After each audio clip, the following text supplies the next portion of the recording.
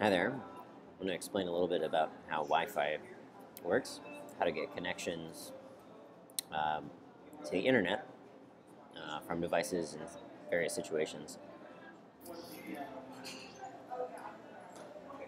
The device on the left, this little square, is a Wi-Fi enabled device. That could be your laptop or a Raspberry Pi with a Wi-Fi dongle on it. Um, Over on the right is a Wi-Fi router like you have in your home. We're assuming it has an internet connection. But that doesn't matter so much. What matters mostly is whether or not these two can talk.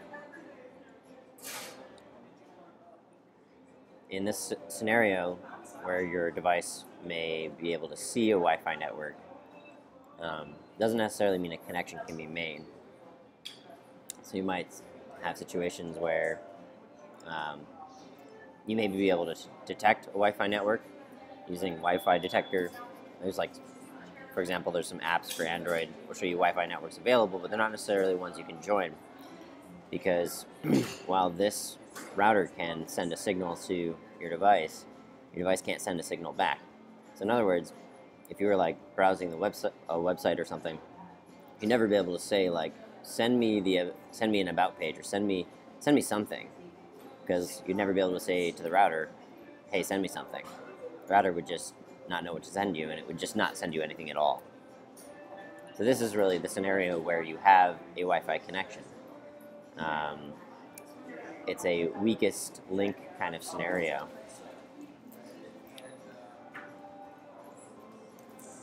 So if you can't move the devices, you've got a router, you've got a Wi-Fi device. Let's say this is a greenhouse or something.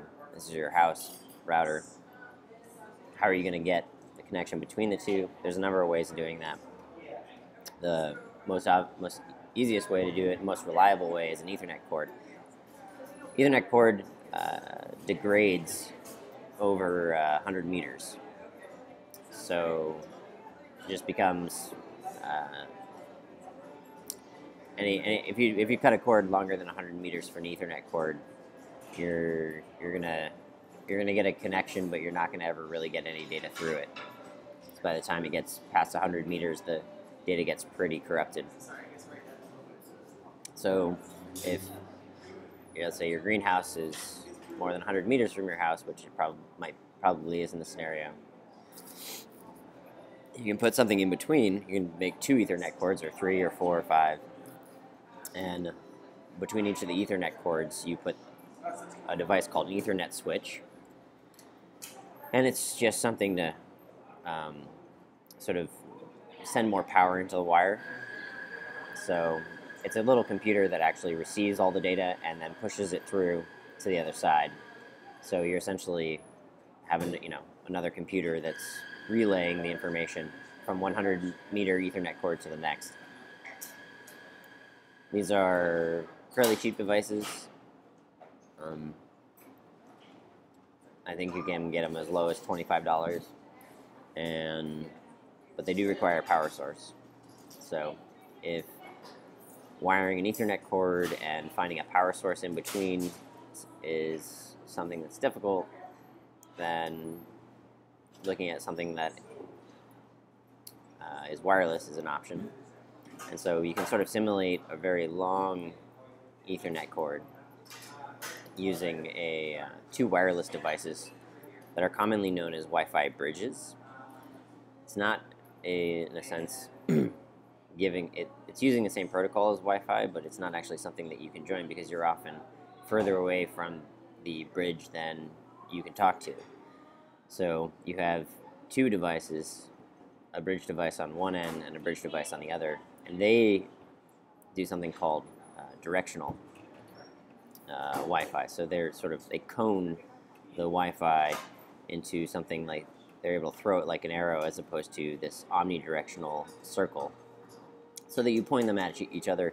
And we've done it as far as a mile away from each other, through trees and things like that. It's a little tougher when you have leaves on the trees in the summer, but still possible. And so you have the one bridge device here and one bridge device here, and you point them at each other, and you connect your laptop or other device via Ethernet. It's as if you have you ran an Ethernet cord a mile, and then there was an Ethernet jack on either end for you to plug into.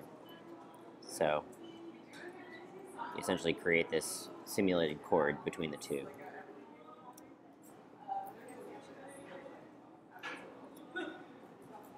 In this scenario, sometimes it's nice to save some money and not have to do switches or have to do bridges.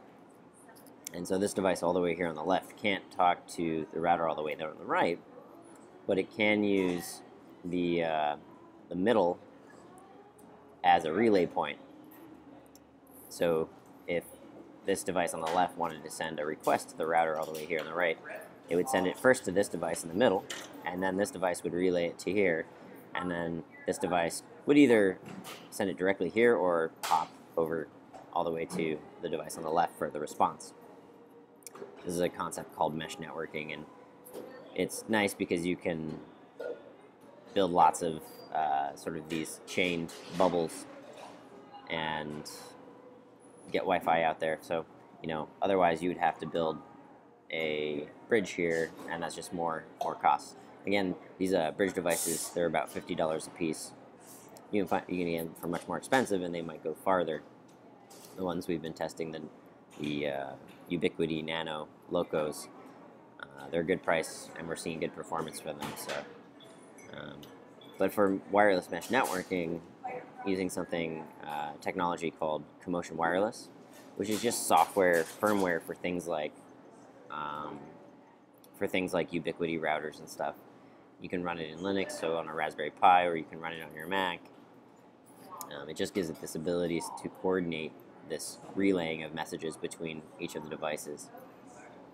And if you check out Commotion Wireless, they have a whole bunch of documentation of how to install the Commotion software on your particular device.